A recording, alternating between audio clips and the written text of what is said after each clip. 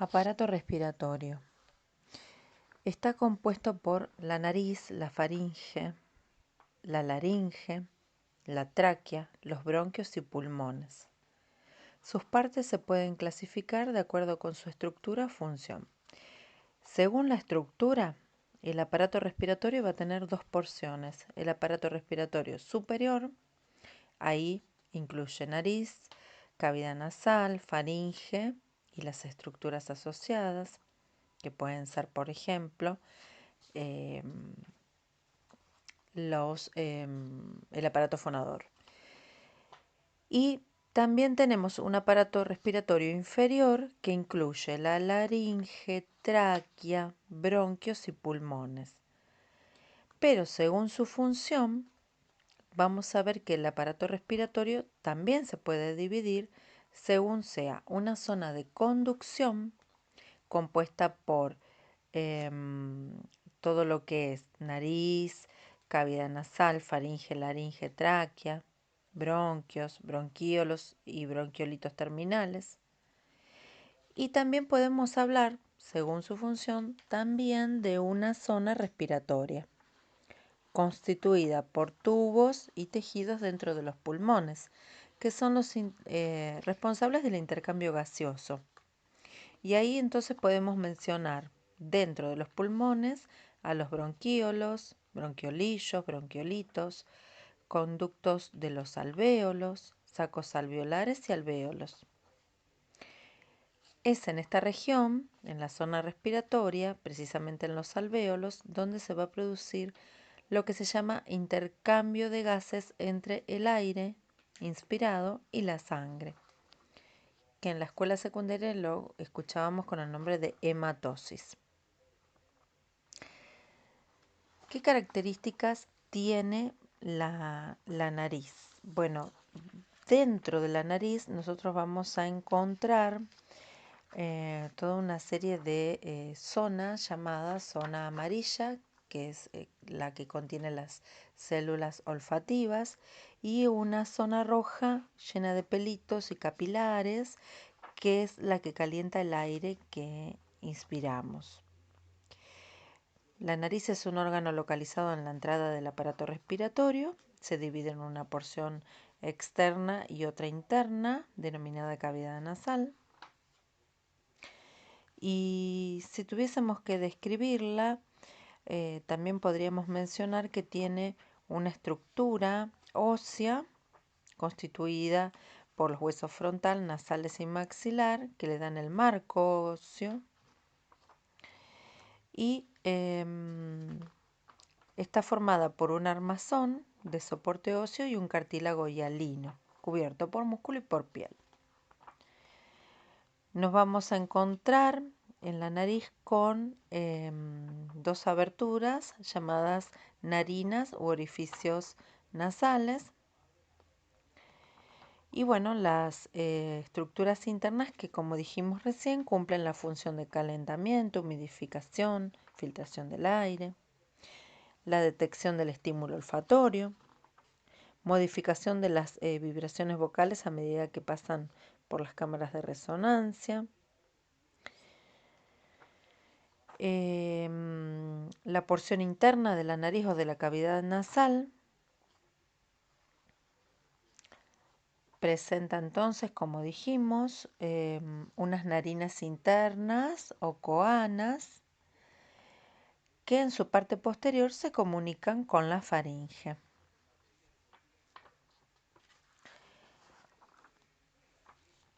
La faringe, por su parte, es un conducto en forma de embudo, más o menos tiene unos 13 centímetros de longitud, que comienza en las narinas internas, es decir, se conecta con la parte interior de esas narinas que nombramos recién al finalizar los conductos o coanas, y se extiende la faringe a través del cartílago cricoides, es decir, hasta encontrarse con la laringe.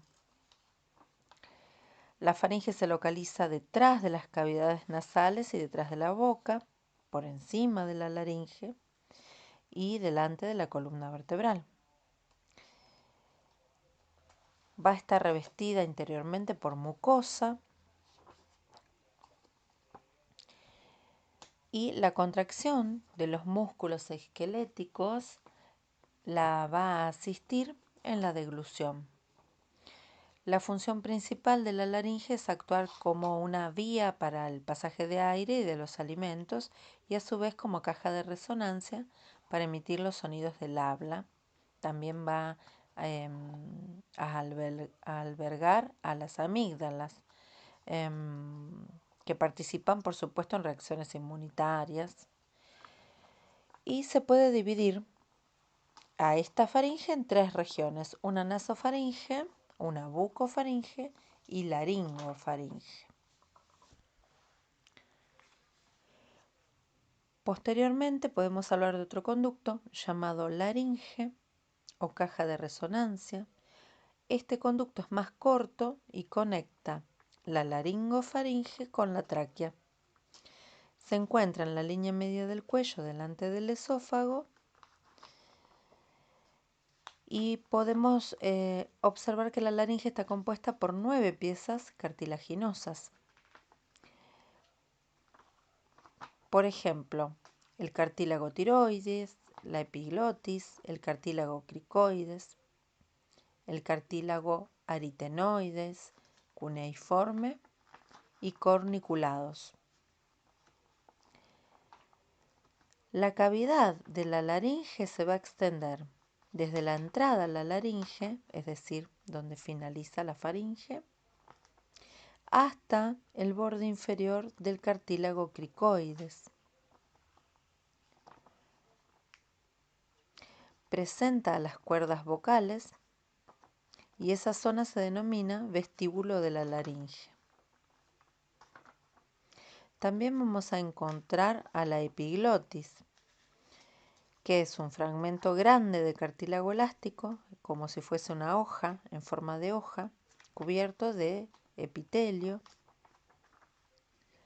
y sirve justamente para tapar la abertura de la laringe en el momento de la deglución.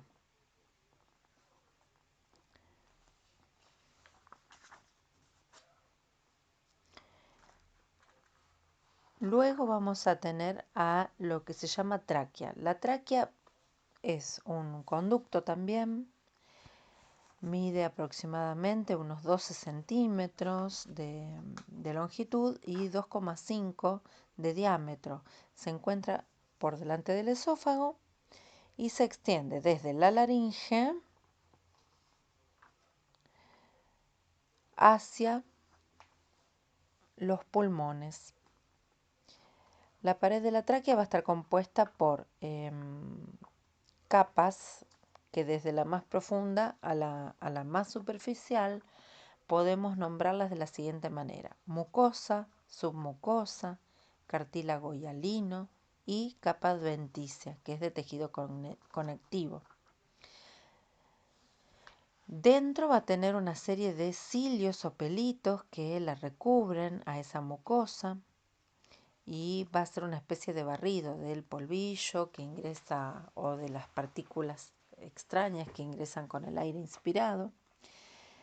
Podemos decir que la tráquea tiene en su composición una serie de 16 a 20 anillos horizontales, como si fuesen en forma de letra C, pero acostada. Se encuentran apilados unos sobre otros y obviamente se mantienen unidos por tejido conectivo. Es flexible la tráquea, no tiene todo el cartílago terminado justamente para no dañar al esófago. La tráquea tiene una zona donde se va a bifurcar para incorporarse dentro de los pulmones. Esa zona de bifurcación se denomina o se llama carina. Y se bifurca en dos bronquios que ingresan a los pulmones, bronquio izquierdo y bronquio derecho. También son conductos y se van a bifurcar en todo lo que se llama árbol bronquial, que eso lo vamos a ver en un siguiente video. Los bronquios. Bueno, aproximadamente en la quinta vértebra torácica, la tráquea se bifurca en un bronquio principal derecho, que se dirige al pulmón derecho, y un bronquio principal izquierdo, que va hacia el pulmón izquierdo, ingresando por orificios llamados ilio pulmonar. Esos bronquios luego se van a ramificar en lo que se llama árbol bronquial, dividiéndose para formar bronquios más pequeños, es decir, bronquios secundarios, bronquios terciarios, que luego se dividen en bronquíolos y estos bronquíolos en bronquíolos terminales. A su vez van a tener una parte muy pequeñita, que es una de las últimas divisiones, que se llama alvéolos, que son tan microscópicos que no los vemos a simple vista. Nosotros vamos a encontrar dentro de los bronquios también una mucosa que tiene, por supuesto, un revestimiento de epitelio y va a tener células ciliadas que lo que hagan va a ser secretar mucus o moco y a su vez también actúan como barriendo a lo que es ese moco y hacen circular el aire. Vamos a ver que durante el ejercicio se incrementa la actividad a través del sistema nervioso autónomo y se liberan algunas hormonas como adrenalina y noradrenalina, y estas trabajan sobre la relajación del músculo liso de los bronquíolos y a su vez se dilatan las vías aéreas. Dado que el aire llega a los alvéolos con mayor rapidez, la ventilación muscular mejora. El tema de la irrigación parasimpática a través del sistema nervioso autónomo y algunos mediadores de las alergias, como la histamina, producen efectos opuestos, contraen al músculo liso, bronquiolar, y obviamente se contraen eh, eh, los bronquios distales. ¿Cómo son los pulmones? A donde ingresan estos bronquios y se dividen en ramas más pequeñitas. Bueno, los pulmones son órganos en forma cónica que están situados en la cavidad torácica, están separados entre sí por el corazón y por otros órganos del mediastino. Se encuentran, como dijimos, en esa cavidad torácica por encima de un músculo plano llamado diafragma y están protegidos por las costillas. A su vez, por delante de las costillas tenemos al esternón, las clavículas y por detrás la zona de columna vertebral, sobre todo la parte dorsal. ¿Qué otra cosa vamos a tener? Bueno, van a estar protegidos por pleuras, que son dos membranitas que protegen, son como cerosas y protegen a los pulmones, y dentro de las pleuras hay líquido pleural. Lo que hace es amortiguar un poquito con el tema si hay un golpe y también amortiguar la fricción que se produce al inspirar y al exhalar.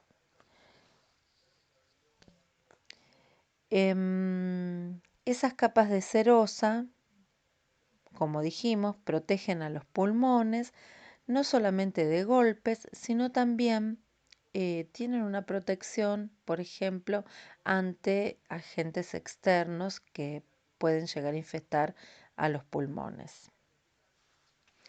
El pulmón izquierdo siempre es un poco más pequeño que el pulmón derecho, ya que tiene que dejar espacio para el corazón.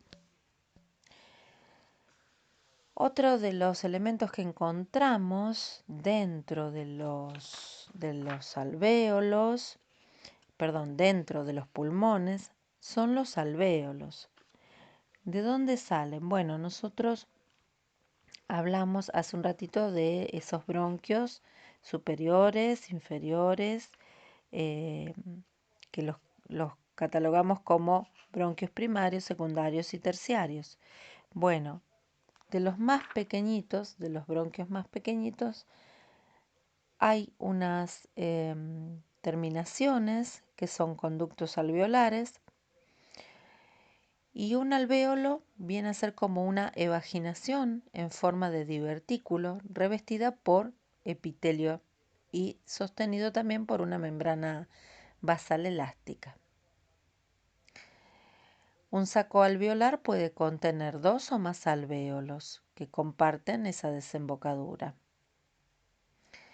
Los alvéolos están a su vez en contacto con membranas alveolares y capilares sanguíneos y es a la altura de un alvéolo donde se produce el intercambio gaseoso. Ese intercambio gaseoso de los gases respiratorios se va a producir por difusión a través de una membrana respiratoria. Esa membrana respiratoria es la que va a estar en contacto con la sangre. Entonces, del alvéolo se cede el oxígeno y la sangre a través de la hemoglobina capta ese oxígeno y se lo lleva. Mientras tanto, a su vez, la sangre deja el dióxido de carbono, que es un desecho de la respiración, para que los alvéolos lo capten y hagan el caminito inverso, pasen por los bronquios y todo el árbol bronquial, salen de los pulmones, tráquea, laringe, faringe, fosas nasales y boca, y podamos expirar o exhalar el aire con dióxido de carbono. Vamos a hablar de los tipos de respiración. Ustedes saben que la respiración se divide en una respiración mecánica o ventilación pulmonar, una respiración que tiene que ver con el intercambio gaseoso entre los alvéolos y la sangre, que se llama hematosis, y por último, una respiración interna llamada respiración celular. Entonces, la primera respiración, a la que llamamos ventilación pulmonar o mecánica pulmonar, es una respiración externa, donde se da el intercambio de gases entre los pulmones y el medio exterior.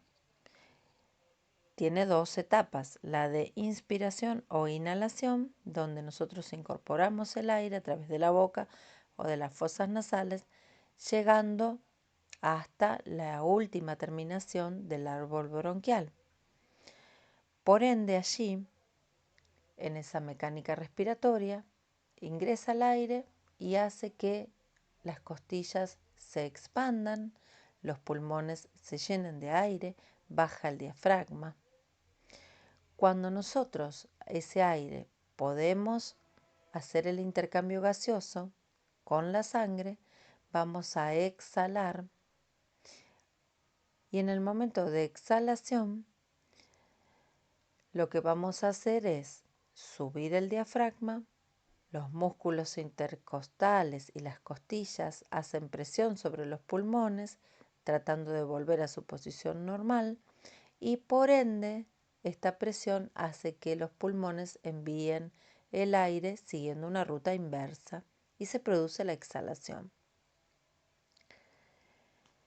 ¿Qué pasa con el aire rico en oxígeno que llegó hasta los alvéolos? Bueno, allí sufre un segundo paso y ahí hablamos de la sangre como mediadora de ese oxígeno, ya que los alvéolos le ceden mediante la membrana respiratoria el oxígeno a la sangre y esa sangre va a ser la encargada de transportar el oxígeno desde esos pulmones hacia cada uno de los tejidos que componen nuestros órganos, nuestro cuerpo y hacia cada una de las células. Una vez que ese oxígeno llegó a cada una de las células, se produce la respiración interna o celular. Allí lo que recibimos es el oxígeno para poder trabajar.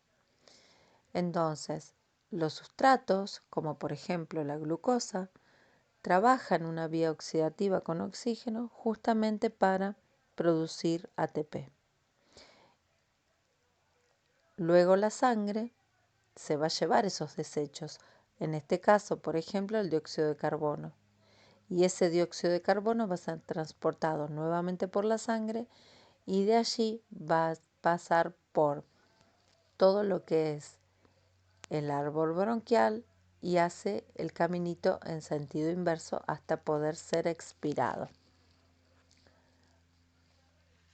¿Cómo está regulada la actividad, la fisiología del aparato respiratorio? Bueno, va a estar regulada también por el sistema nervioso. Ese sistema nervioso vamos a tener vías que provienen del nervio vago,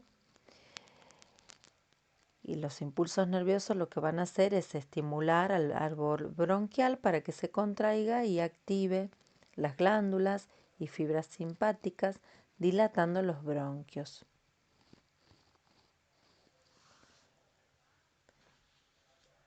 También vamos a encontrar vasos sanguíneos. Esos vasos sanguíneos van a ingresar a cada pulmón, tanto al izquierdo como al derecho. Se denomina arteria pulmonar y esa proviene del corazón. Y estas venas y arterias ingresan junto a los bronquios principales y entran a los pulmones y a cada una de las ramificaciones. De este modo, los vasos sanguíneos tienen su propio árbol arterial, formando también capilares alrededor de los alvéolos, donde se contacta el aire junto con la sangre.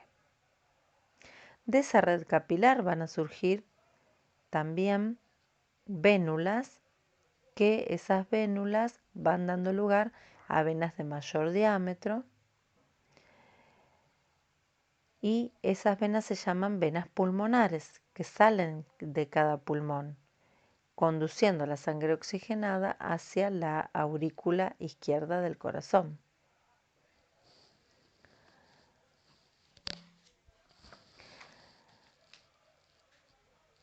¿Cómo es el tema de la entrada y salida de aire de los pulmones? Y acá juega un papel muy importante la presión que se ejerce allí adentro. De no existir presiones alrededor y en el interior de los pulmones, que regulan su llenado, se comportarían como si fuesen un globo. Pero sin embargo el líquido pleural, que lo que hace es lubricar sus movimientos, determina en parte el comportamiento de los pulmones. Entre la pleura pulmonar y la cavidad, o mejor dicho, la pared del tórax, existe un espacio ocupado por el líquido pleural. La presión intrapleural lo que hace es justamente regular el funcionamiento de los pulmones. Es decir, que no se llenen tanto de aire y que no se guarden ese aire, que puedan también eliminarlo mediante la exhalación. En resumen, el aire circula a través de las vías aéreas por una diferencia de presión existente entre la atmósfera y los alvéolos pulmonares. ¿Cómo es el trabajo y la energía para la respiración? Bueno, en reposo, para respirar solo se produce contracción muscular para la inspiración, mientras que la expiración se realiza pasivamente. Algunos fisiólogos hablan de trabajo no elástico y trabajo elástico, para diferenciar el trabajo necesario para mover el aire por los conductos aéreos de la respiración, es decir, por las vías, y el trabajo elástico preciso para contrarrestar la elasticidad de los pulmones y de la pared torácica. El trabajo inspiratorio va a ser compuesto por un trabajo elástico, es decir, la adaptabilidad, es decir, cómo se van a expandir los pulmones. Un trabajo de resistencia tisular, es decir, superar esa viscosidad interna dentro del árbol bronquial, y un trabajo de resistencias de las vías aéreas. Entonces, todo esto que sucede dentro de los pulmones necesita sí o sí de energía para que todos los órganos trabajen como se debe. Esa energía se encuentra aproximadamente entre un 3 y un 5% disponible. Y cuando nosotros estamos haciendo ejercicios intensos, puede ascender hasta un 50%.